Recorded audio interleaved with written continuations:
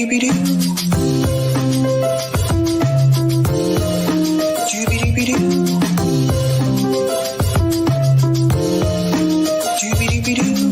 your host, Sabrina Salvati.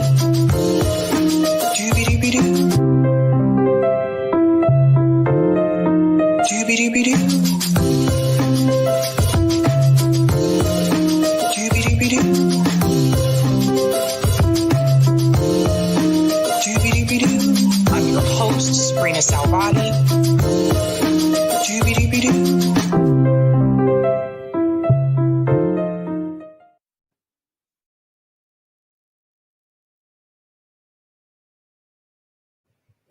Hello, guys. Happy Friday. Welcome, everyone. Welcome to Sabby Sabs podcast. I'm your host, Sabrina Salvati. Caleb Maupin is my guest tonight. He's a journalist. He's a political analyst. He's a speaker, and he's also an author. Welcome, Caleb. Sure. Glad to be here. Thanks so much for coming back. I do want to share this information really quickly, you guys, because this just came through before I went live. It appears that all three men that were involved in killing Ahmaud Arbery have been sentenced to life in prison. So I did want to make sure that I shared that information really quick. Okay, so tonight, we're going to talk about BreadTube. I know some people have asked questions about this before, like what exactly is BreadTube? What's Caleb's involvement in this? What has he discovered? So Caleb, to begin, can you tell everyone what exactly is BreadTube? Well, that's an interesting question because I had never heard of BreadTube. But the way I found out about BreadTube was I randomly got an invitation from somebody named Caleb Kane to debate somebody else named Destiny, who also goes by Stephen Bennell. And I had never heard of either of these individuals. But they reached out to me for a debate. And then I asked, some of my associates, some of my friends, I said, hey, they want me to debate some guy named Destiny, Stephen Bennell. And everyone was like, oh my God, you're going to debate Destiny? He's huge. He's all over social. I was like, oh, okay, this is a big deal. I better do it. And so I watched a few of the debates by this guy named Destiny. And I thought, okay. And I learned his style of debating, the way he debates. And I thought, okay, let's do this. And so I had this 2-hour debate with Destiny Stephen Bennell, who is a famous video game player. I guess he's the first professional video game player in history. He was a carpet cleaner from Nebraska who figured out how to make his living by playing StarCraft 2, the video game, and he figured out a way to monetize it. And he started living that way. And I guess around the time Trump got elected, he started debating conservatives. And so that's who Destiny was. And so I had this debate with Destiny in which people were he was not prepared for what I offered. I brought factual data and information with me, and he was taken aback. And then immediately, all of a sudden, my social media was just flooded with all these people, many of whom were sympathetic, but also many of whom were saying very hostile things to me. And they were coming from a leftist or socialist perspective, and they were part of this BreadTube community. So I had to find out what BreadTube was. So I went to Wikipedia. You get on Wikipedia, it basically says BreadTube is a community of people. It started on Reddit. And it's a number of YouTube channels that debunk and debate the beliefs of the alt-right or the right wing. That sounds pretty reasonable. But another key theme on BreadTube is going after people like you and I and Jimmy Dore and Jackson Hinkle and saying that because we don't march in lockstep with the standard mainstream of the left, we don't go along with the Joe Biden synthetic left, that we are somehow secretly on the right. They've cultivated this whole myth of the Red-Brown Alliance and Naz Bowles and all of this, malarkey. So that led me to start doing some investigations. And I figured, every time I would debate one of these BreadTubers, my social media would just get bigger. So I figured it was a good strategy. So I debated Vosh. I started engaging with some of the content of ContraPoints and some others. And then I was approached by an unnamed source that informed me that there's an individual named Dr. Steve Hassan, who is their advisor. And behind the scenes, Dr. Steve Hassan, America's leading cult expert, is advising them. And I thought, okay, that this guy who is the leading cult expert in America, who got on TV after January 6th last year and called for a mass deprogramming of Americans. This is a guy who's been involved in kidnappings. His personal mentor was Robert J. Lifton, the top military psychologist during the Korean and Vietnam Wars. I thought, okay, the fact that they're getting advised behind the scenes by this, guy who's clearly connected to the government apparatus and has a shady past of kidnapping people and yet not going to prison, and got on TV calling for people to be basically, deprogrammed, from, after January 6th, I thought, okay, there's a book here. So I wrote this book, BreadTube Serves Imperialism. And in the book, I basically said that it's most likely that BreadTube is getting some covert support from some section of the power elite in the United States, and possibly the intelligence agencies, because of the fact that they see the alt-right and the right wing as a threat. And they also want to make sure that no legit anti-imperialist socialists emerge as well. And so I wrote this book on that premise. Well, now, fast forward about 8-9 months, now we have the gray zone has come forward, and they have a smoking gun. Kit Klattenberg in Germany and Max Blumenthal have a document that shows that Abigail Thorne, who runs the Philosophy Tube YouTube channel, one of the main bread tubers, is getting covert support from British intelligence, the British Foreign Office, and from the British royal family. And she's cooperating with Valiant Projects, which is a social media and public relations firm that was involved in, whipping up the case against the Syrian government and justifying the USA and Britain arming the terrorists in Syria. So now what I speculated might be true in this book, based on the relationship with Steve Hassan, based on the way mainstream media is promoting them, based on the way that socialists and leftists don't generally blow up the way they did. Now we have proof that it is true. BreadTube is basically tied to British intelligence and the British royal family. So what I wrote in the book is pretty much true. So that's kind of how this is developed. BreadTube is a left-wing internet community. They're against Donald Trump. They're against the alt-right. But they're also against us and all of our friends, and they somehow are working very hard to convince people that people like you and I and Jimmy Dore and Jackson Hinkle and we're all part of some secret conspiracy with Donald Trump or something like that. So that's who BreadTube is. BreadTube is one section of the power structure fighting another section of the power structure and using social media to do it. And we shouldn't be surprised. This isn't particularly scandalous or shocking. All throughout the history of the United States, there have been political figures that have been supported by the elites. And during the Cold War, the U.S. government had a policy of funding socialists and communists who were against the Soviet Union and were against Cuba and were against all the countries. They had a program called the Congress for Cultural Freedom program, where they were funneling money to Susan Sontag, Mary McCarthy.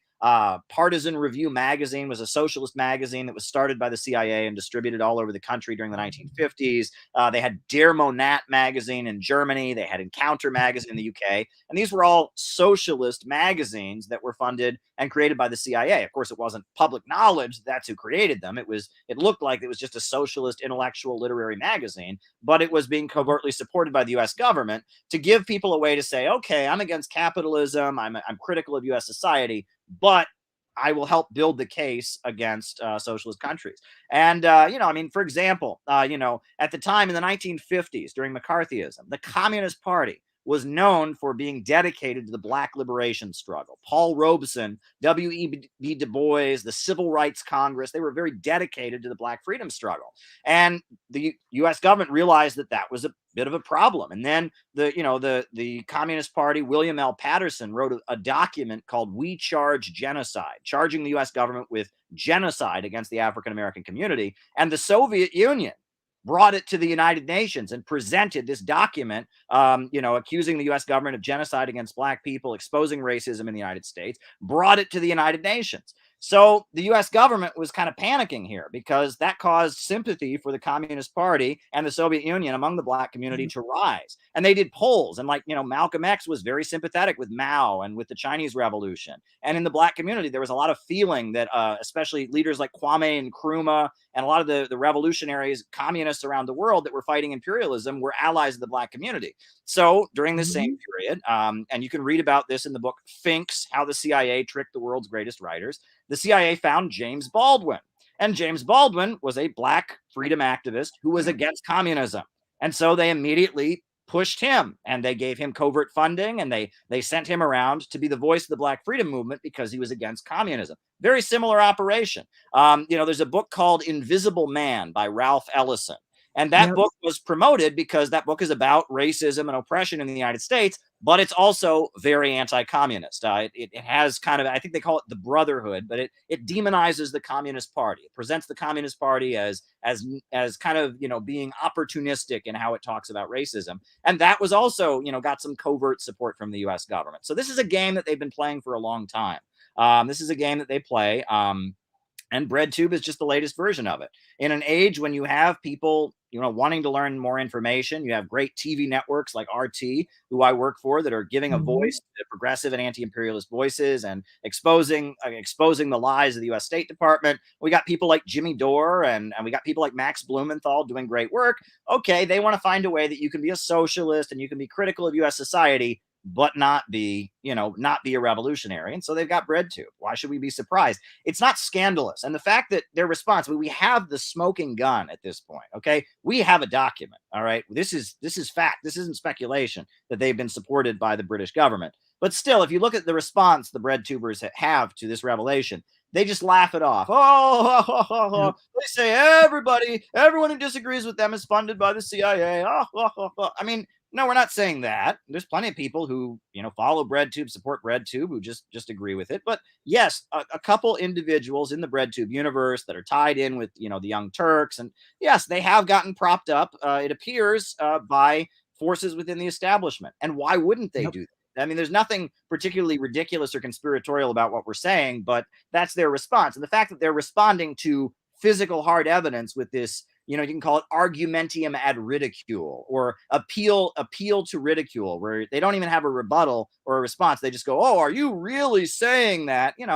Years ago, there were people that said, the earth is round. And people said to them, "Oh, are you really saying the earth is round?" I mean, that wasn't an argument, was it? I mean, there were people who said that disease was caused by germs, and someone could have said to them, "Are you really saying there are these little tiny things called?" I mean, that's not an argument when you just ridicule the person. That's not an argument. So they don't really have an argument. That's what they're showing. And they're showing that we're right. And there's a number of things that have led to that. I mean, I wasn't the first person to think of this, by any means. I am the person who wrote the book about it. But I mean, many people said they thought that this guy Vosh was getting some kind of covert support. Many people looked into the background of these people and how they just kind of came out of nowhere, but yet they seem to echo the State Department line. So we shouldn't be shocked. BreadTube serves imperialism. I feel particularly vindicated because I've received a relentless amount of attacks for writing this book. But in a way, this book was kind of a trolling operation, I will say, because BreadTube, they are online all the time. And I knew, I had a feeling. I thought, if I write this book about BreadTube, right, I discovered there was not a single other book that had ever been published on Amazon about BreadTube, with BreadTube in the title. So I thought, I'll write a book about BreadTube, and I bet I can get them all to talk about it and wave it around on their streams and promote it. And they have. It's almost like they want to help me. Now, they're lying about it. They're distorting the content, claiming it's all about personalities, when most of this is about their ideas. But regardless, I mean, I couldn't ask for better advertising.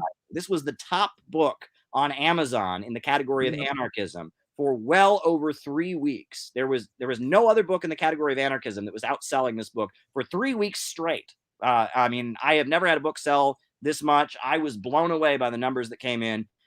They took the bait and they ran a mile with it, and I'm happy. And many people have read this book and they said that it really changed their perspective, gave them a new insight into what socialism is and Marxism. And so, yeah, I'm really glad I put it out.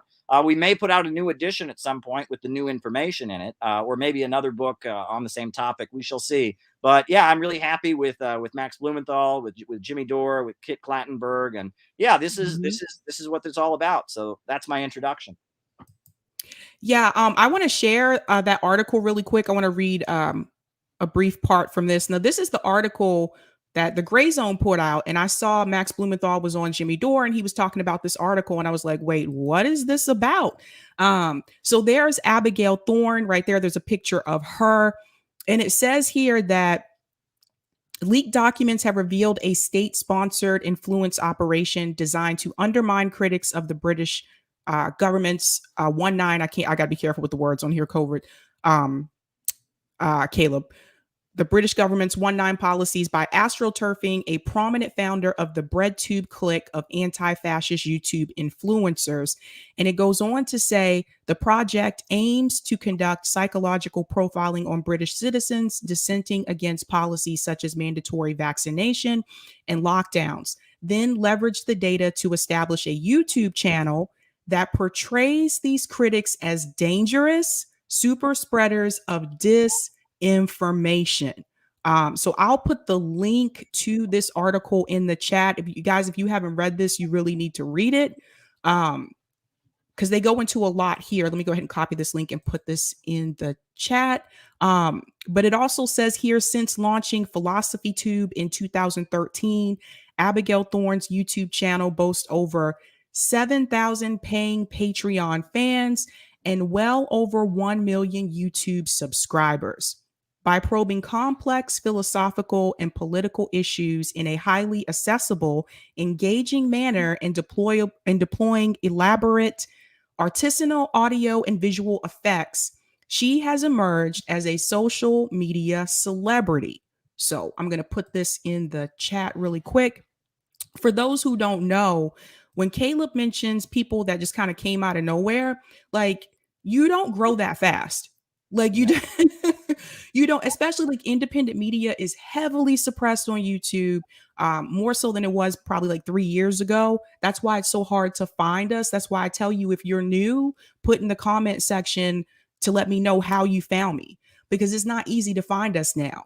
And so the fact that there are people out there that just blew up like that quickly, that doesn't even work with the algorithm. So they're getting some help.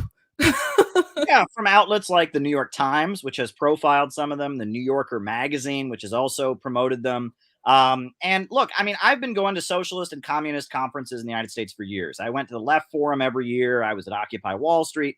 I never met any of these people. No one had ever met these people. Like, these people, they just out of nowhere, though, they emerged to be like the voices of the anti-capitalist Marxist leftist movement. I had never met any of these people, never heard of them. None of them have any history with any communist group, anarchist group. A lot of them are members of Democratic Socialists of America, but that's like, you can just sign up on the website. Like, it's people question whether they've ever even been to meetings of Democratic Socialists of America, but they all just kind of out of the blue, they emerged, and they all kind of have beliefs that, there are differences among them. They're not all exactly alike, but when it comes to Russia, when it comes to China, when it comes to Venezuela and Cuba and countries like that, they all line up. As far as they're concerned, if the USA needs to intervene and attack these countries, it's necessary to do so. And they have this obsession with people like us and why we shouldn't be allowed to be part of the real socialist movement. I've said this again, but part of the reason that BreadTube is particularly dangerous is that they are trying to cultivate their audience not to be able to tell the difference between David Duke and Jimmy Dore. David Duke is a white supremacist, Ku Klux Klansman, anti-Semite hater, right? And Jimmy Dore is an amazing progressive comedian who advocates peace and justice in the world. You couldn't think of two individuals who are further apart. But yet in the BreadTube universe, Jimmy Dore is the same as David Duke because he has questioned aspects of the lockdowns, because he has questioned U.S. foreign policy in Syria. And they just constantly, you watch the streams of this Vosh character, constantly make this point: crypto fascist, crypto Nazi. I mean, it's this constant allegation. And it's a way to demonize somebody, and they are relentless. And they are really, I feel like the power structure is very afraid that in this time of economic crisis, working people will kind of do what happened during the Bernie movement. And they'll say, no, we're not going to let, the Democratic Party co-opt us. We are going to assert our own needs, and we are going to get up and demand things like healthcare and jobs. We're going to do things like force the vote.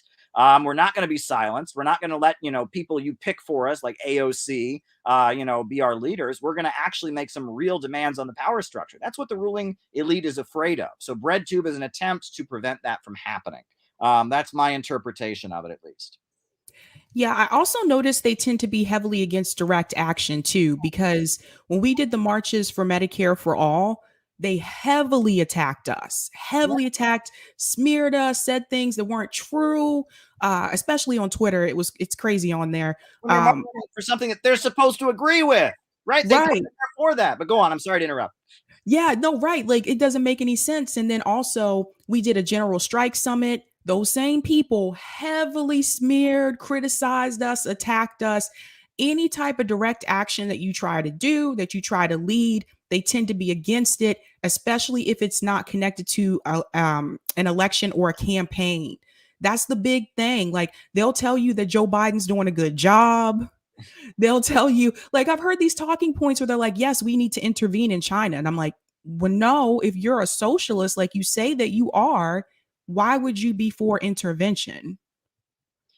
Absolutely. Yeah. And that's the amazing thing with the audience that they have. I mean, they are getting millions of views in some cases.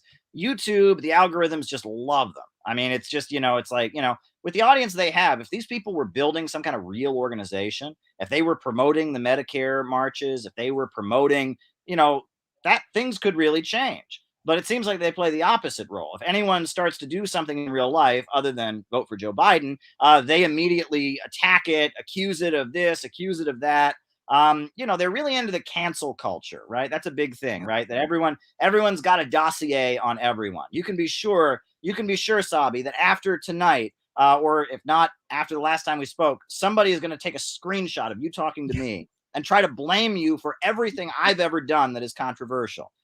And the same is going to happen to me. They're going to take a screenshot of this and try to blame me for everything that you've ever said that's controversial. Well, I'm sure there are things that I have said over the years that you don't agree with. And I'm sure there are things that you have said over the years that I don't agree with. But we're finding common ground here and trying to expose imperialism and capitalism. And that's how political progress has been made. But they engage in this cancel culture game where you're not allowed to do that, And I am firmly of the belief that I want to have, at least a friendship or some kind of relationship with everybody who is opposed to capitalism and imperialism. I've been to Iran. I've spoken at conferences in Iran. I've been to Russia. I've spoken at conferences in Russia. And obviously, I don't agree with all the people that were at those conferences. But at the end of the day, they are there because they're standing with Iran or standing with Russia against the imperialists. And that means that there's somebody who's more advanced than a lot of the folks in the United States are, a lot of the so-called left is. So I'm not ashamed to associate with them. For example, one of these bread tubers, a guy named Thought Slime is what he calls himself. He attacked me.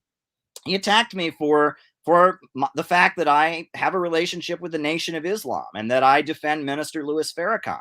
And he said, oh, how can you defend, all of that? Well, I brought up in response that, when Libya was being bombed and destroyed by the United States and NATO in 2011, the communist groups, the International Socialist Organization, the Communist Party, they didn't do anything about it. But the Nation of Islam, they convened the Millions March in Harlem, a huge demonstration against what was happening in Libya. Thousands and thousands of people in Harlem. Minister Louis Farrakhan spoke to it. And then they I used to work with former U.S. Attorney General Ramsey Clark. They worked with Ramsey Clark and with Cynthia McKinney, and they went to Libya to expose what was actually happening on the ground. So in my book, okay, fine. I don't agree with their religion. I'm not an adherent of the Nation of Islam. I'm not a Muslim. And I obviously, there's a lot of things that they say about gay marriage and stuff like that I don't agree with. But that said, I respect the Nation of Islam because they are standing against imperialism and they mobilized to stop a war and they stood with the Libyan people and socialism in Libya against an imperialist onslaught. So at the end of the day, like, again, if you're going to stand against imperialism, you have to be willing to work with people. You have to have a relationship with people you might disagree with. And this gets to the essence, another important issue. You can't make social issues the cutting edge, right? I am for abortion being legal. I am against overturning Roe versus Wade. I am for gay marriage. I have no problem with gay marriage, but that said, there are a lot of people around the world that are socially conservative. I was just in Nicaragua, a socialist country. And it's a socialist country. They provide health care and jobs to their people. They've lifted people out of poverty, but they also have some very restrictive anti-abortion laws. Obviously, I don't agree with that, but that doesn't mean I can't recognize all the great things they've done for their people with socialism and jobs and education and healthcare and building a socialist economy in Nicaragua and lifting up the indigenous people and giving the indigenous people control over their own territories. And so much good has been done. We can recognize that, okay, they are a conservative Christian government. They feel that abortion and gay marriage are wrong. The slogan of the government is Christianity, socialism, and solidarity. That's what they have painted everywhere. And they just abortion, gay marriage. They don't do that. Well, I can disagree with them about that. And I also can recognize that that it's a little bit different in a country like Nicaragua than it is in the United States. And it's a little bit different for people of color than it is for white people, because in Nicaragua, they've dealt with, the white, colonizers coming in there and trying to breed out the population. There were times where they were, forcibly tying women's tubes. They were doing things to try and prevent them from having, children. So abortion has a different connotation. If you're a member of a group that has been actively, facing extermination, you can understand why there would be some suspicion about abortion. So again, I may not agree, but I can understand that. And again, BreadTube wants to make it all about social issues, and they want to put a label on everybody. If you don't agree with abortion, then you are a misogynist. If you don't agree with gay marriage, well, then you are a homophobe. And then if you talk to somebody, then that person who talked to you is homophobe adjacent. And then, and it just gets sillier and sillier when you get on with this. And basically what they're saying is you're not allowed to do what genuine anti-imperialists and anti-war voices and progressives have always done, which is build a united front, bring people together, find out what they have in common rather than what they disagree on, right? The internet is really good at emphasizing what people disagree on. I've lost so many friends over stupid Facebook arguments and stuff, but that's real politics, is about bringing people together to see their common interest. Agreed. I want to shout out some of these super chats. Keo, thanks so much for the super chat. Maupin Noids Unite. Thank you so much. So I think that is, thanks for the super chat. BreadTube hates America, but loves the U.S. government. Real Americans love our fellow people, but hate the U.S. government. Thank you so much for that. I'm a Phil American said Caleb should be a friend of any socialist movement. Thanks for having him on, Sabby, 100%. And thanks so much, Arshib Banapal. I hope I pronounced that correctly. There's no stopping the Maupin. Thank you so much for the super chat. You are well liked here, Caleb. Well, thank you. Great. Yeah. Well, I do my streams very frequently. I'm streaming on YouTube, and I'm going to be on Rockfin pretty soon. And, we are constantly just doing the best we can to educate people about socialism. I've established a think tank called the Center for Political Innovation. You can check out our website, cpiusa.org. We have reading groups all across the country in different regions of the country. We have people, that are doing great, community volunteer work in Texas and in the DC area and in other places. And it's very exciting. A lot of people really like a message of, constructive, optimistic socialism, right? That socialism isn't about tearing things down. It's rather about building a whole new world based on working class power.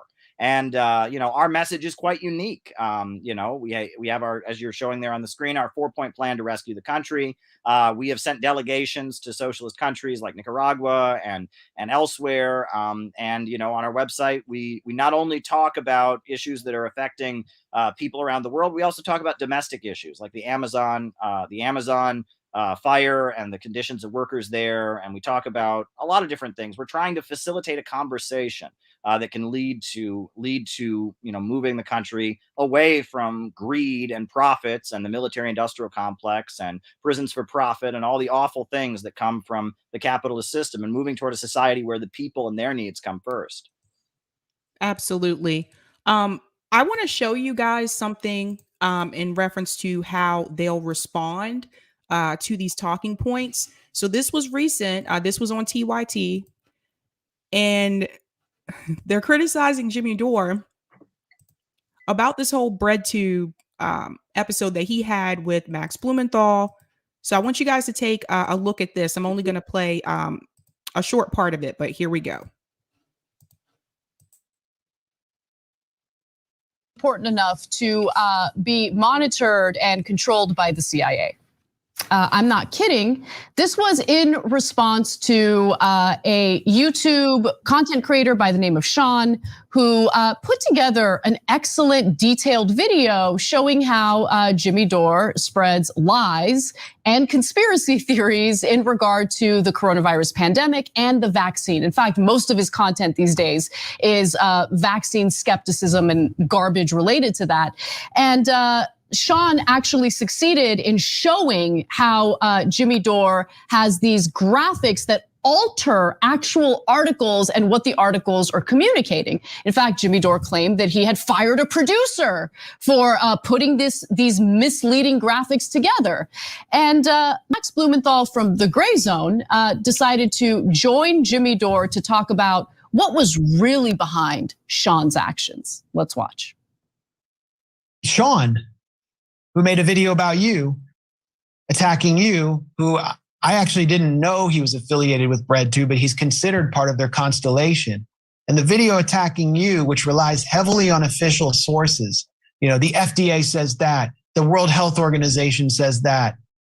It looks a lot like this countering pseudoscience material, and it was very strategically placed. It was algorithmically boosted on YouTube. Oh, it was definitely algorithmically boosted on YouTube. No doubt about that it was given the favored treatment on YouTube. The CIA and the intelligence beholden that Google and YouTube, they're in bed with the intelligence community. Of course they are. Google, Alphabet, the biggest and largest, most profitable communications company in the history of the world. Any company, of course they are. Go ahead. I'm sorry, I interrupt you. But yes, that was what, as soon as I read the story, I'm like, oh, that's they funded this. That hit job on me because it was super professionally done. It looked like it had to have some resources behind it. All right, Grandpa, let's move it along. Okay, so a bunch of hilarious things come out of that. First of all, yeah, they're working around the clock on algorithmically boosting rando Sean's videos, no offense to Sean, right? Yeah. Against Jimmy Dore, because at the CIA headquarters at Langley, they're like, what's going on the Dore case? Have we boosted all the algorithms yet? Okay. I mean, these are just clown around, but now it's hilarious now. I mean, before they were, implying that Amy Goodman's CIA, now Sean is CIA. No, everyone's CIA. Everyone's CIA. Everyone except Jimmy Dore. But wait a minute. If the CIA controls Alphabet and Google and YouTube, earlier, Jimmy was claiming that his show is so much bigger than ours. Dun, dun, dun! Was the CIA algorithmically boosting Jimmy? If that was true, and he's so large and we're so small, is the CIA on his side? So you guys see what they'll do. Like Caleb said, they'll laugh about it. They'll laugh it off. It's really interesting to me because TYT, they're on the corporate algorithm. They have millions of subscribers. I'm not even subscribed to TYT and they show up on my homepage. Yep. I'm just, why are you here? I'm not even subscribed to you. So the fact that they say, well, Jimmy has large numbers, etc., they have millions of subscribers. Jimmy Dore does not have millions of subscribers. So you see how they try to deflect and put it back on him. Yeah, and I mean, that video was basically a confession because notice that at no point, if you go and watch that interview, and if you even watch the clip they showed, at no point did they say that video by Sean, they had evidence that it was actually funded by the CIA. It was just, they were saying it was algorithmically boosted. And they were referring to the fact that they do have evidence that what Abigail Thorne was paid to do by British intelligence was to, promote around the same kind of issue, around quote unquote COVID disinformation, to go after critics of the lockdowns, etc. So they had proof of that. They didn't show you that in the clip, but they had actual proof about what went on in Britain with Abigail Thorne. They also put words in their mouth and claimed they were saying that every critic of them is CIA or something. And then at one point, it's just like naivete, right? When Schenk Uger is on there and he's saying, the CIA, yeah, that's what they do, is they control algorithms and stuff. Actually, handling, public information is probably one of the main things that intelligence agencies do. If you look up the history of Project Mockingbird that was revealed during the 1960s, and how the CIA, there were cases where like the CIA would have journalists and they would write the articles for them and then just give it to them and say, put your byline on it. You know, there were other cases where, I mean, the CIA handling the media and handling journalists and whispering in their ears, telling them what to say is like one of the main things the intelligence agencies do in the United States. That is like, that's not disputed by anybody. And then you talk about the Congress for Cultural Freedom program that I referenced earlier. You talk about Project MK Ultra. That's an interesting CIA project that's been revealed. The fact the CIA had a program to promote the use of drugs, hallucinogenic drugs all throughout the United States, right? That's public information. They were going around encouraging college students and others to use drugs and distributing LSD throughout the country. The idea that they might possibly promote some YouTube videos over others is not outrageous at all. There is nothing remotely outrageous about it, right? It fits exactly what they've always done. But, you know, if you've watched a little too much James Bond and you think the CIA are like running around, you know, rescuing women and blowing up buildings, okay, you might like laugh at that. But in the actual intelligent world, the actual intelligence world is the you know, is the world of covertly kind of nudging debate to go in a certain direction. Yes, agreed. Make sure I shout this out as well. Bigfoot said, all Bigfoots love Caleb. May the forest be with it. Thanks so much for the super chat. All right. Hollywood, thanks so much. Borger Kang. Whatever. Next question. And Ashura, who would you want defending Tout Slime or Jimmy Dore? Thank you so much for the super chat. Desert Mantis asked this question. Huh? I don't even know what that last one means. I mean, this is some inside baseball, you know. That's an expression. You ever hear about inside baseball? I used to have a grandfather, and he was a really big baseball fan, right? And if you got him in a room with another baseball fan, suddenly he would start talking and they'd be talking about like rules and obscure aspects of the game and players and all kinds of stuff you'd never heard of. And someone told me that's called inside baseball. And that, unfortunately, that's one of the side results of the internet culture, is that pretty soon there's all these memes and code words that mean all kinds of things. I mean, you know, and like that probably means a lot to somebody somewhere, but I don't even know what that last one meant, you know. And so that's kind of that. And that's one thing I've struggled to do. That's part of what I struggled to do with this book, is that a lot of, you know, material about Marxism and socialism is written in a kind of inside baseball way. Right? It's written assuming that you know all these details about things. I was told that the way that a socialist should talk, you should assume, especially if you're a socialist in the United States, that your audience knows nothing, because people in the United States don't know anything about Marxism and socialism. You should start at the beginning, start with the basics, right? And help people to understand the concepts in kind of a patient way. And that's the tradition that I come from. That's the tradition of William Z. Foster. That's the tradition of Sam Marcy, and that, you know, explaining things in a popular way. And I think that part of the problem with the internet is that, you know, it gets you in your little specific corner of the internet and the little specific debates that you're having in your little specific universe. And then as a result, you know, when you talk to somebody who's not in part of your little tiny corner of the blogospheres or whatever, you know, when you try to talk to them about politics, it's almost like you're speaking another language. I work very hard to not be that way. I want to be able to talk to anybody, you know, whether they're a Trump supporter, whether they're somebody who's not into politics at all. I want to be able to have a conversation with them about why capitalism is the problem and we need to move towards socialism. And I think that's something that all of us in this world need to challenge ourselves to do. You know, if I meet somebody who's never heard of Jimmy Dore, never heard of BreadTube, never heard of the Young Turks, I should be able to explain to them why Medicare for all is better. You know, and that's something I think we should all challenge ourselves to do. That's my opinion. Agreed. Desert Mantis said, are BreadTube neoliberals? Well, neoliberalism refers to an economic school of thought that is associated with Milton Friedman, Friedrich von Hayek, the Montpellier Society. It's the belief that the government should, you know, keep its hands off the economy. Basically, it's, you know, privatizations. What's interesting is that, you know, in some ways there is a little bit of overlap, because one of the brilliant, you know, quote unquote talking points of Vosh is he will get on there and say things like socialism has nothing to do with the government.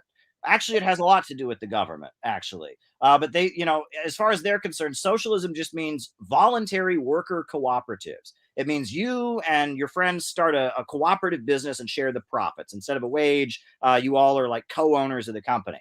And that's their idea of what socialism is. And it's a way to not make demands on the government. You're not demanding like a socialist working class government. You're not demanding things like healthcare and Medicare for all and education for free and such. You're just saying, oh, we want to experiment with this new form of a business that's a worker cooperative. And that is a form of quote unquote socialism that would be in line with neoliberalism. Milton Friedman would not object to that. And that's actually when you see debates between Ben Shapiro and some of these BreadTube fans or whatever, they'll get up and they'll say, well, socialism just means I start a worker cooperative. And, Ben Shapiro, who is an advocate of free market neoliberal economics, will say to them, I'm not against that. You want to go start a business, you can run it however you want. And that's the thing. Like what they claim socialism is, I think Vosh said on one of his streams, socialism means everything would be exactly the same, except all the companies would be worker cooperatives. I don't think that that's out of line with neoliberalism. And the thing is, I mean, okay, let's imagine that the military industrial complex was a worker cooperative, right? That Boeing, all the workers, they didn't get a paycheck from Boeing. They just got a share of the profits. Well, that would mean that next time it was time to have a war, all the workers at Boeing would be very excited about it because they would want their profits to go up, right? Imagine the prison industrial complex, private prisons, that they were run as a worker cooperative. So all the guards, instead of getting a paycheck, they just got a share of the profits that this private prison corporation made. Would that make things better? Think about big pharma, right? I mean, as long as profit is still the motivating force for the economy, as long as profit is still in command of the economy, that's still capitalism. Cooperatives are better. I'm not opposed to cooperatives by any means, but they don't get rid of the problem of profits in command. And that is the fundamental problem with capitalism, is that profit, not the needs of society, comes first. And that is the problem. That is the problem with capitalism. And worker cooperatives are not the alternative to capitalism. They are something that can exist within capitalism. And a lot of capitalist corporations have profit sharing mechanisms. For example, a lot of companies, a lot of bigger companies, the retirement pension plans are profit sharing, meaning that your pension is based on how well the company's stock is doing. That's not socialism, that's capitalism. And that socialism is when the banks and the factories, the major centers of economic power, are controlled by society. It's when the means of production are operated to serve public good and not profits. It's a government of action that fights for working families. That's what socialism is. And BreadTube, in a way, they kind of obscure that. And by doing so, they're not challenging neoliberalism. Neoliberalism says profits must run our economy. And socialism is supposed to be the alternative to that. So in a way, they serve neoliberalism. I'm a Phil American. Thank you so much for the super chat. Thanks for your educational videos, Caleb. You spoke to me the way my uber woke socialist friends couldn't. If it wasn't for you, I probably wouldn't have ever learned about Marxism myself. You are a god. Well, thank you very much. There's only one God, and he's not me, but I do appreciate that. And I do my best, right? And we should all struggle to try and be more popular.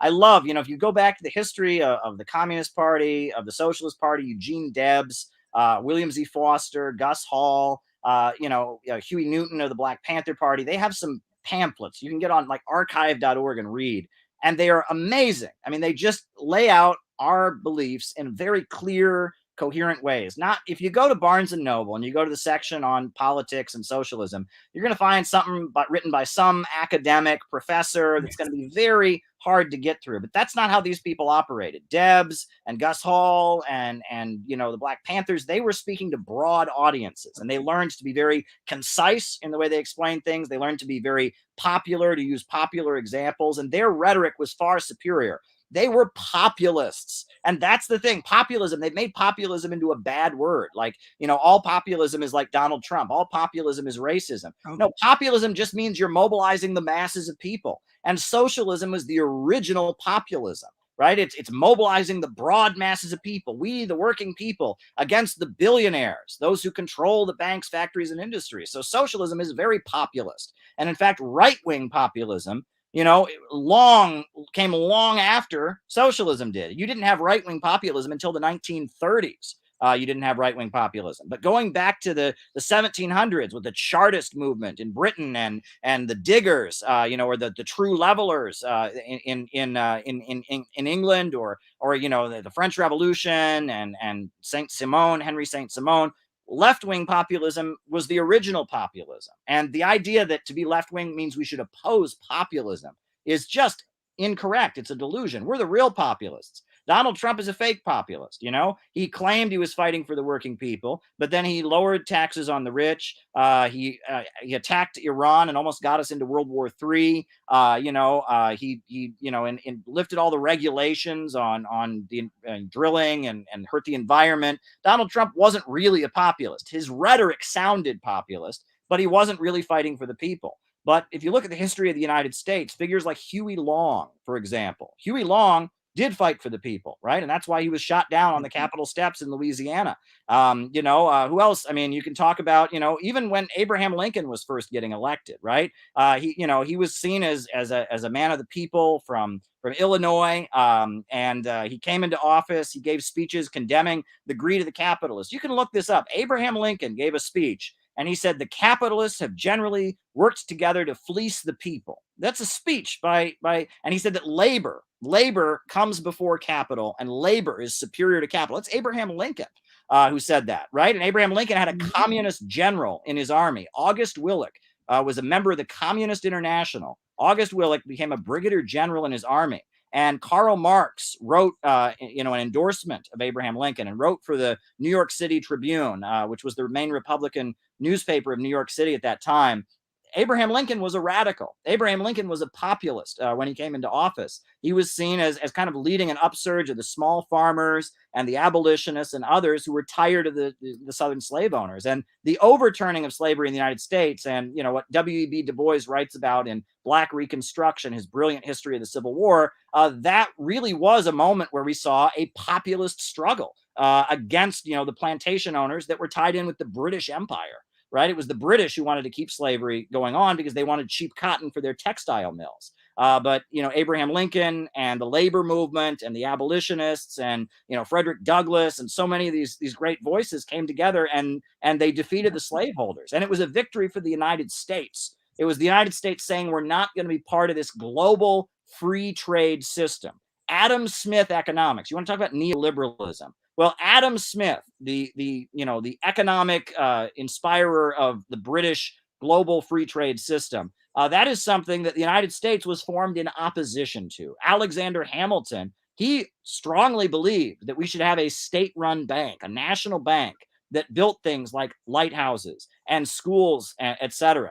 And Alexander Hamilton and his economic theories were vehemently opposed to what we now call neoliberalism, which is that British Empire free trade system. And that was the origin of the United States. And that is one thing the BreadTubers don't want to talk about, right? They don't want to talk about the fact that throughout US history, there has been a fight between different schools of economic thought, and that free trade, privatizations, and all of these things, that's not the whole history of the United States. We've had plenty of people who believe in that and have, done awful things, but there's a whole other side to US history that they don't want to get into. And that's one thing I get attacked for, is I'm an advocate of, I say that when socialism does come here, it will be an American socialism. It'll be a socialism unique to the United States, and it'll be rooted in our progressive traditions, the labor movement, the struggle against racism, the struggle for the rights of women, the anti-war protests that have gone on. There is a progressive side to America, and that I am not going to let the right wing claim America all for themselves, right? That there's a whole other side to this country, and that I'm not going to surrender what it means to be an American to the right wing and to capitalism and imperialism. I'm going to say that the progressive forces in the history of this country have just as much right to the history of this country as the reactionaries do. And that when socialism comes to America, it's not like we're not going to get invaded by Russia. We're not going to get invaded by Venezuela or Vietnam. What's going to happen is it'll be that tradition of progressive popular struggles against war and injustice. It'll be that tradition taking power. That is what socialism will be. It'll be the good side of America taking power in Washington, D.C. And that's how we need to understand it. When I talk about, in China, they call their system socialism with Chinese characteristics. The only type of socialism we're ever going to have here in America will be a socialism with American characteristics. It'll be a unique socialism coming from our own history of progressive struggles. And if we're serious, it's important to study other countries. I'm all about learning about the world, but we need to be digging into the revolutionary history of this country, figuring out what we can learn from people like the Black Panthers, people like Eugene Debs, people like Frederick Douglass. I mean, we need to dig into the history of this country, because that is ultimately going to be what leads to socialism here. Yeah, and one of the things I noticed too, like growing up, when it came to the school system, when they taught us about those people, it was in a negative way. Like when they taught us about the Black Panthers, they told us they were a militant group.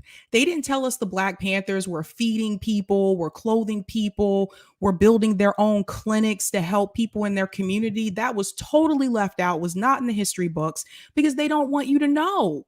They want you to see this as a bad thing. When they talked about Martin Luther King, they did so in a positive way. When they talked about Malcolm X, same thing. They said he was radical, he was militant. So you have to ask yourself, why do they deliver those talking points when we talk about people who are revolutionaries in this country?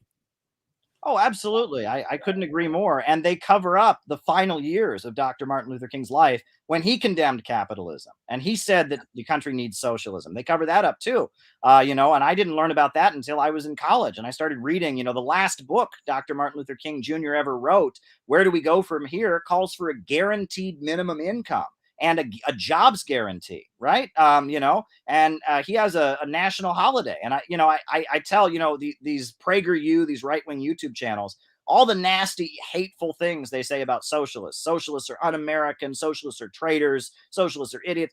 They're saying that about Dr. Martin Luther King Jr. because he was a socialist. He openly said he wanted a democratic form of socialism for the United States. He wasn't a communist. He was not an advocate of Marxism, but he was definitely not a capitalist, definitely a socialist. So yeah, that gets covered up as well, right? That Dr. Martin Luther King had his revolutionary side as well. And so, they do a lot to cover these things up. Absolutely. No, when I was a kid, they would tell us in school, I went to a school that was almost entirely white, and we were told over and over again that the Black Panthers were the black version of the Ku Klux Klan. That's nothing further from the truth. In fact, there were a lot of white supporters and white allies of the Black Panthers, but that was drummed into our heads. Well, there was this group called the Black Panthers that went around murdering white people. Malarkey. False. That's not what happened, but that's what we were told. So I had to go do my own reading. And it was, when I started investigating communists and what they had to say, I realized that a lot of communists in the 1960s had worked with the Black Panthers. And then I started reading that the Black Panthers themselves had been advocates of Marxism and that they had gone to North Korea and gone to China and they promoted and sold Mao Zedong's Little Red Book. And that's one of the wild things is these BreadTubers all like to talk about the Black Panthers. They like to play up the Black Panthers. It's trendy now. There's documentaries, PBS, but then on the one hand, they'll be like, oh, we love the Black Panthers. But then they'll say, but anyone who supports North Korea is a crypto Nazi. And it's like, well, the Black Panthers supported North Korea. The Black Panthers supported Mao in China. The Black Panthers supported the Soviet Union. The Black Panthers got money from Gaddafi, right? Gaddafi's supporters, they used to come to the Black Panther offices. There would be a knock on the door, is the story I heard. There'd be a knock on the door at the Black Panther office in Chicago. They would open the door, and there'd be a Libyan diplomat there with a suitcase, and he would say, thank you, and he'd just hand them a suitcase. They'd open it up, and it'd be, all kinds of money in there. That's what a socialist country called Libya did to support the Black freedom struggle. And so to kind of obscure that, that kind of shows that if the Black Panthers were around today, these people would want them put in prison. These people would call them traitors. They call them tankies and red browns and Nazbols, right? That Fred Hampton and Huey Newton and the Black Panthers were very much a revolutionary Marxist group that was aligned with global struggles against imperialism. They saw the struggles of people in the United States for national liberation as intrinsically tied up with the struggles of people around the world against imperialism. And that's the correct approach. That is the Marxist approach. I agree. Why do you think like some of these BreadTubers, because some of them were Bernie supporters, why do you think they were fine with Bernie Sanders saying, let's fight for these things, let's all come together? Because Bernie Sanders said that 99% of us, we need to come together and fight against the top 1%. Why do you think they were fine with Bernie Sanders saying that, but they're not okay with those of us who are not running for election? Why are they not okay with us saying those things now? Well, here's the thing. My whole life, there's always been like a far left Democrat. Dennis Kucinich was often this, right? And Dennis Kucinich, everybody knew he wasn't going to win, but he would talk more of a far left line, and he wouldn't win, but then he would tell all of his supporters, okay, we did our best, now vote for Bill Clinton, now vote for John Kerry. And if that was all that Bernie Sanders was, if Bernie Sanders had just been a normal far left Democrat who gets everyone excited and then says, okay, go and vote for Biden, go and vote for Hillary, these folks would be fine with it. But what changed in 2016? 2016 was a big moment because it was the first time in my life where, first of all, it was clearly rigged against Bernie Sanders in 2016. That's the first thing. And second of all, even after Bernie Sanders said, okay, go and vote for Hillary, a bunch of his supporters, I was at the convention in Philadelphia, didn't go along with it. And they said, we're not going to take this. And they made a scene in the convention. They booed, they protested. I mean, it was big. And that had never happened before. And that's what these breadtubers are afraid of. They want Bernie Sanders to just be like Dennis Kucinich used to be, just, the far left guy who doesn't have a chance, but gets people that might be going somewhere else back into the Democratic Party. They're fine with him playing that role. But because the Bernie movement turned into something else and it took on a life of its own, that's what they're afraid of. And that's why they want to crush what's left of it. They want to crush the Medicare for All movement, etc. Thank you so much, Rishi, for the super chat. Jesus was a socialist. Absolutely. That's the name of a book that we recently published at the Center for Political Innovation. We published it. It's called Jesus is a Socialist, is what we titled it. Keaton Mansfield is the other co-editor of it. And it's mainly verses from the Bible that talk about how the last shall be first and the first shall be last, and talk about social justice, as well as quotes from Dr. Martin Luther King Jr., as well as a speech by Eugene Debs that he gave about Jesus called Jesus the Supreme Leader. It's quite a compilation that we put together. It's a very small book, and look, I am a Christian, right? And it took me a long time. I grew up in a church. That's the way I grew up. But as I started getting interested in communism as a teenager, a lot of communists are atheists. And so I moved toward atheism. But then, I went to Iran, and I went to the Islamic Republic of Iran, and I went on a ship to Yemen. I went on a humanitarian mission to Yemen to deliver aid to the people of Yemen. And our ship created an international incident. The Israelis and the Saudis accused our ship of smuggling weapons, which we were not doing. And then the day we were supposed to arrive in Yemen, they bombed the port of Hodeidah 8 times in a single day. And dock workers were killed. They bombed the medical university at Hodeidah. And during that whole trip, we had, at that point with the bombing, we had to turn our ship around and go to Djibouti. But at that point, on that ship, as we saw like U.S. warplanes like nosediving over us, and we saw the reports alleging we were smuggling weapons, which we were not, and I feared for my life. And I was on a ship with Iranians, and these Iranians, some of them spoke English, and Iran is a very religious country. So we talked a lot about the Bible, and we talked a lot about God and what it all meant. And I realized on that boat that I would never have been on that boat if it hadn't been for the teachings of Jesus, if it hadn't been for my Christian upbringing. In fact, I never would have thought about becoming a communist if it wasn't for my religious upbringing. And then I came to discover that throughout Latin America, in Venezuela, Hugo Chavez and Maduro, they are both Christians. Nicaragua is a Christian socialist country. And Bolivia, Evo Morales, was a Christian. He even met with the Pope and gave the Pope a crucifix with a hammer and sickle on it to make the point. And that I don't think there is any contradiction between being a Christian and being a communist. And in fact, in Russia, the Communist Party of Russia, which is the second largest political party in the country, gets millions of votes in the elections. The leader of it is a Christian. He's a Russian Orthodox Christian. And so based on that, I rediscovered my faith. And when I rediscovered my faith, many people were shocked by it. They said, oh, how can you do this? But at the end of the day, if there is no right and wrong, right? If there is no higher power, if there's no point in life, if we're all just a cluster of atoms, that just happen to be here, why fight for justice? Why fight for things like Medicare for all? And I believe there is a higher purpose, and my faith at this point is very important to me. That said, my organization, the Center for Political Innovation, it takes no religious position. There are, I'd say, about 50% atheists, but then there are Christians like myself, there are Muslims, there are Jews, there are people of all religious faiths, and I am for a secular movement, right? I think there should be no religious test of any political movement, right? That when we're in this country, we have a separation of church and state. So obviously we don't want a religious political party or a religious government. But my faith is very important to me. And it continues to be very much so. And I think that we need to get over, first of all, there's a lot of propaganda convincing people that somehow to be a good Christian, you have to believe in capitalism.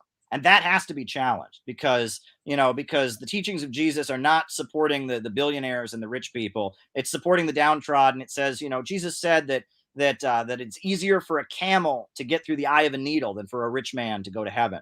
And that there are many places where Jesus is very clearly talking about, the struggles of ordinary people against the rich and powerful.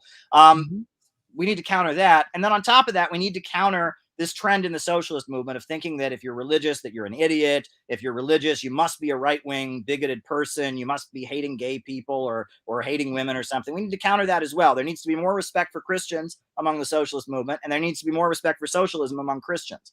Because at the end of the day, I think the two beliefs, the Christian religion and socialist politics, I think they can very easily overlap. They are, in a lot of the world, they overlap very well. In Russia, they overlap. In Latin America, they overlap. There's no reason they shouldn't overlap here in the United States.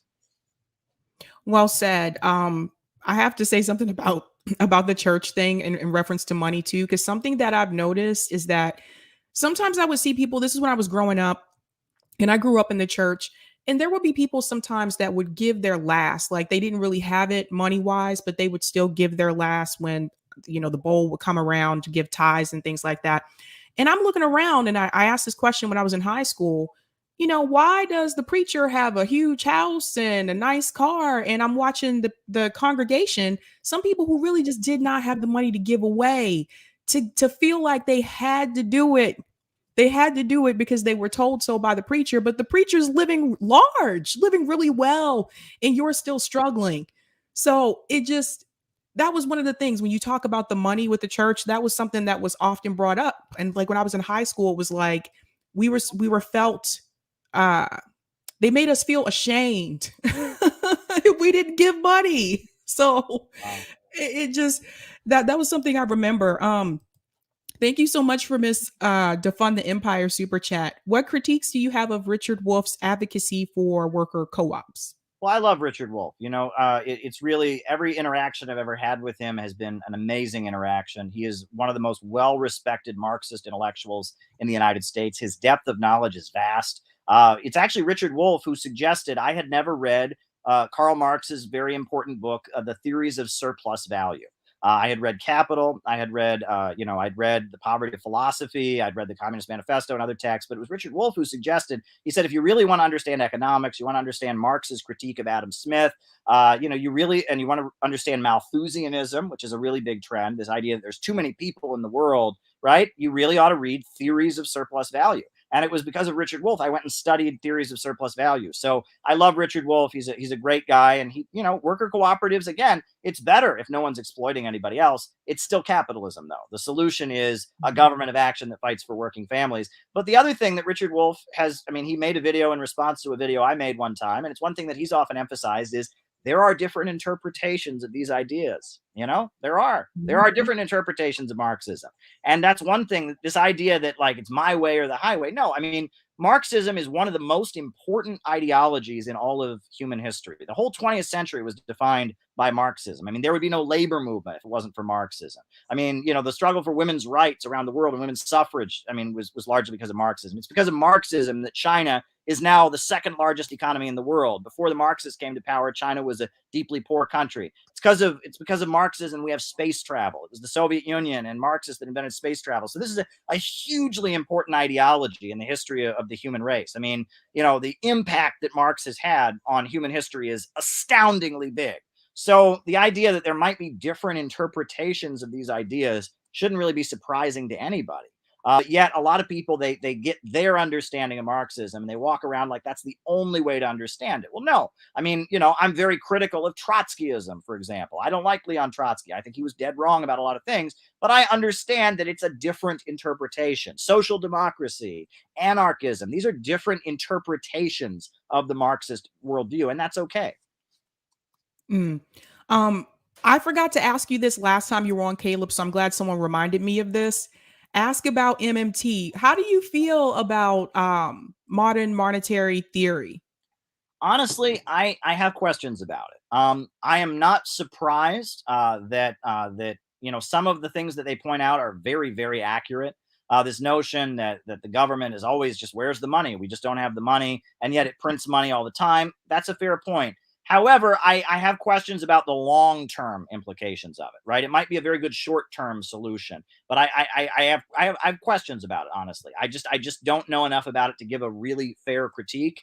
But on the surface, as an immediate solution, if we were to start, printing money and giving money to sections of the economy that need it, like infrastructure, rather than just giving it to banks like we do now, that would be a good step forward. I wouldn't be opposed to it. So on the surface level, I'm in agreement with their immediate program. I just have questions about how long-term of a solution that is.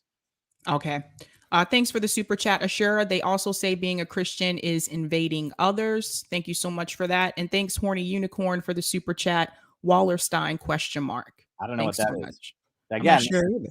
yeah, Wallerstein. I don't know what that means, but yeah, I mean, the idea that that Christian means invading others, right? I mean, that is, I mean, Jesus himself was standing against the Roman Empire, right? And he was organizing a people that were colonized and oppressed by the Roman occupiers. One thing that I also think is interesting is that it's interesting because you talk about being in the church and the hypocrisy. Joel Osteen, right? I mean, what that man is preaching is not Christianity. It's a self-help sermon. It's, go out and work hard. It has nothing to do. It's this prosperity gospel. It's not Christianity. And yeah, he lives in splendor. And yeah, I mean, he's doing pretty well. I mean, even a lot of what we hear from the right, they're always emphasizing like family values, right? Family values. When we were kids, it was always, obey your parents and, follow authority because that's the Bible. Well, I think people should go and read, Matthew chapter 10, where Jesus Christ says to his followers, I come not to bring peace to the earth, but a sword. For I come to turn a man against his father and a daughter against her mother. And a man's enemies shall be those of his own household. I mean, Jesus was telling people to leave their family, leave what they had, go out and take great risks and sacrifice for the cause of justice. He wasn't saying to just blindly follow authority. That was clearly not his message. He was preaching a message of social upheaval. You read about him driving the money changers out of the temple. So yeah, what the modern religious right preaches, this is not Christianity, and it's largely, I would argue, it's a synthetic creation.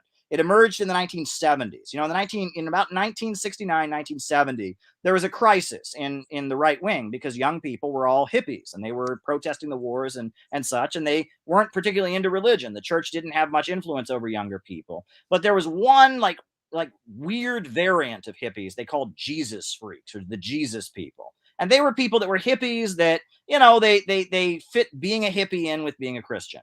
And so Billy Graham, who was a right-winger, was the spiritual advisor of Richard Nixon, started featuring the Jesus freaks on his broadcasts. And it was a way to try and reinvent Christianity for the baby boomer generation.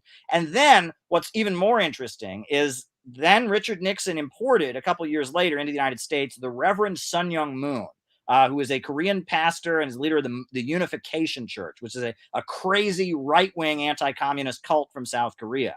And the Moonies started infiltrating like hippie spaces, pretending to be leftists and hippies, but at the same time recruiting people to this extremist anti-communist group. And by about 1978, that's when Jerry Falwell comes forward and starts the Moral Majority. And what really happened was what you can call the modern evangelical Christian right. It was a reinvention of Christianity for the Cold War years, for the late Cold War and for baby boomers, right? It was an update, and it was, the Christian rock and roll music, a lot of the emotional appeal. This was all a shift, and it was very much created to serve the neocons, the Bush faction of the U.S. government. The neoconservatives, they needed a base of supporters. So the modern Christian right really emerged then. We've always had fanatically religious people in the United States, sure, but what you can call the Christian right, the Mike Pence people, that's a very new development that didn't really solidify until the late 70s. But the very beginnings of it were happening in 1969, 1970 with Billy Graham, and then later with the Moonies and the Unification Church. It's kind of an interesting development in U.S. politics, I think. Agreed.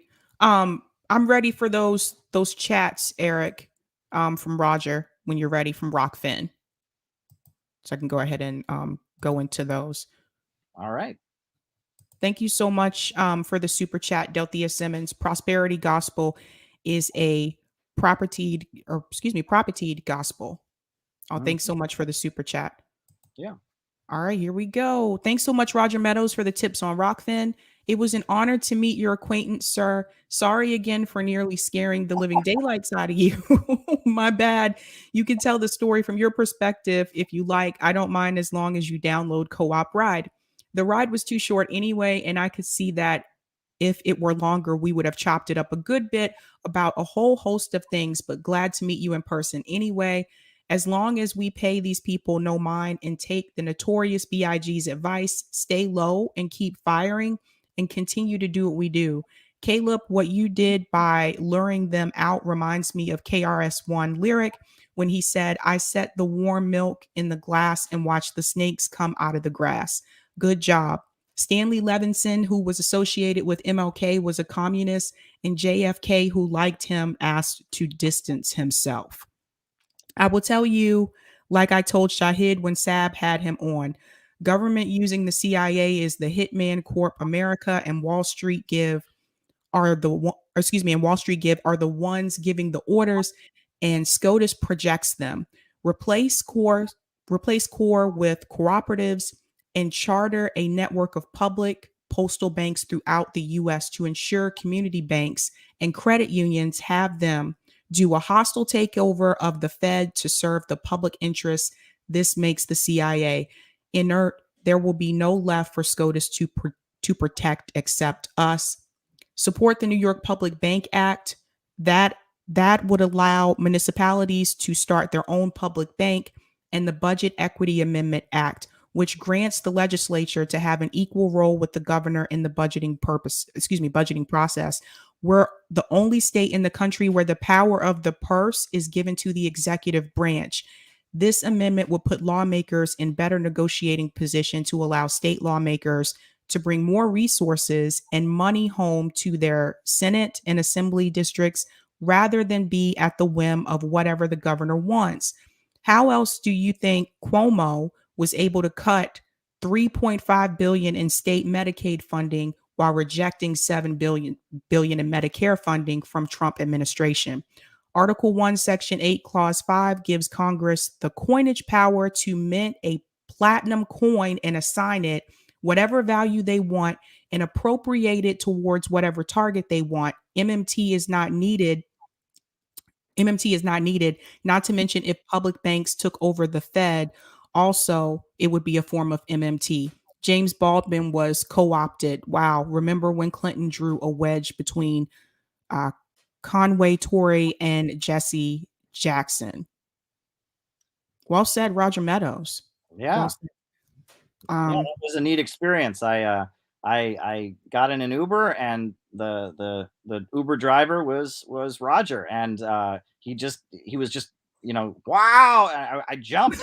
I didn't know. I got into the car, and he's like, "Are you Caleb Maupin?" I'm like, "Yes, I am." It was a little startling, but then after that, I realized he was friendly. He was a fan of your show, and we had a great chat. I guess he's started he's worked with some others. They've started a drivers co-op in New York City, which is very exciting because I know Uber really mistreats its employees in many cases. A lot of these cab companies, are not so good. So I didn't know about this drivers co-op. So that's very exciting, and it shows that we are everywhere. We might think that we're not as big as some of these BreadTubers, but people that are part of this genuine anti-imperialist progressive left that is standing up to the power structure, we are everywhere. You'll find us everywhere. So very exciting times. It was really great to meet Roger for sure, and it was quite an exciting thing, especially since I was going to be on with you the next night. So there you go. I know. I told him, I was like, "What in the world?" I was like, "Caleb met you before I met you." So it was pretty interesting.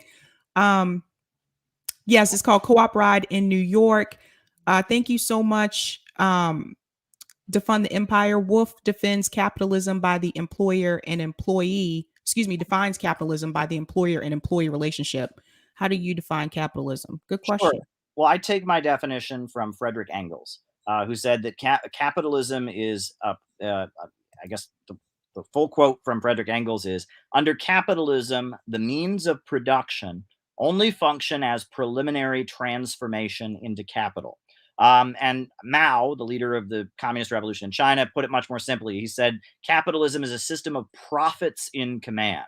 Under capitalism, production and the economy functions in order to make profits. Whereas under socialism, society controls the means of production. That's when you have an economy that is organized to serve public good. And so that's why China, despite having a lot of corporations and a lot of billionaires, et cetera, it's still a socialist country because at the end of the day, the state controls the economy. The Chinese government has a 5-year economic plan. The Chinese government owns the banks and controls the banks. They control the major industries, the state-run industries, and they plan out the economy.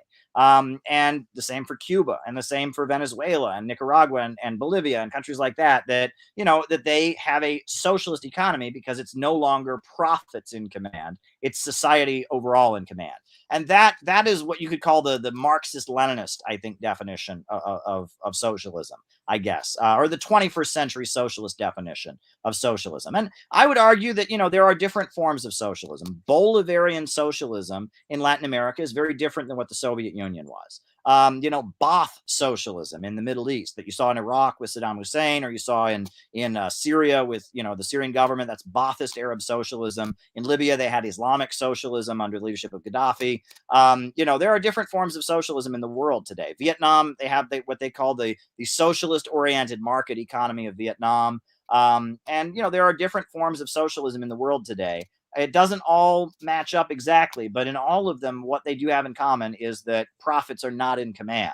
Society as a whole, you have a mass movement that has kind of created a new government, and that new government then controls the economy for the people. I tell people one great way to understand socialism is that, one thing that we all know here in the United States is the corporations control the government. That's capitalism. Socialism is when the government controls the corporations. That's socialism.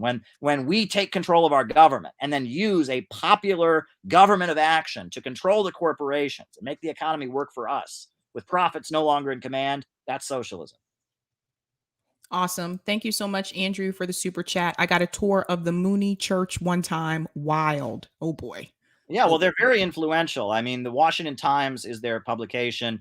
They were part of Donald Trump's Capitol riot on January 6th. The Unification Church bust in their members. And that's one thing I must say, that Capitol riot, and I got into it a little bit with ContraPoints on Twitter earlier today. That Capitol riot was awful. I don't condone that kind of behavior. Obviously, that's illegal activity. People can't engage like that. But, that crowd, yes, it had that racist Confederate flag was all over that crowd. That's true. But you know what else was all over that flag? Another racist flag, the Israeli flag. And no one talks about that. There are Israeli flags all over that crowd. And you know what else was there? The flag of the Shah of Iran, the Pahlavi monarchy, that lion with a sword underneath him, the symbol of the people who want to overthrow the Islamic Republic of Iran and bring back the Shah, the Shahs of Sunset Park. They showed up and they had their flags, and Miami Cubans who want to overthrow Castro. They bust in by the thousands from Miami for that rally. And in addition to that, the Falun Gong, which is a religious cult that is trying to overthrow the Chinese government that runs the Epoch Times, they had a huge contingent at that rally as well. And nobody talks about that. Nobody talks about that. They make it sound like it's just, average, poor, working class Americans from red states. They went there and they were awful and they're awful.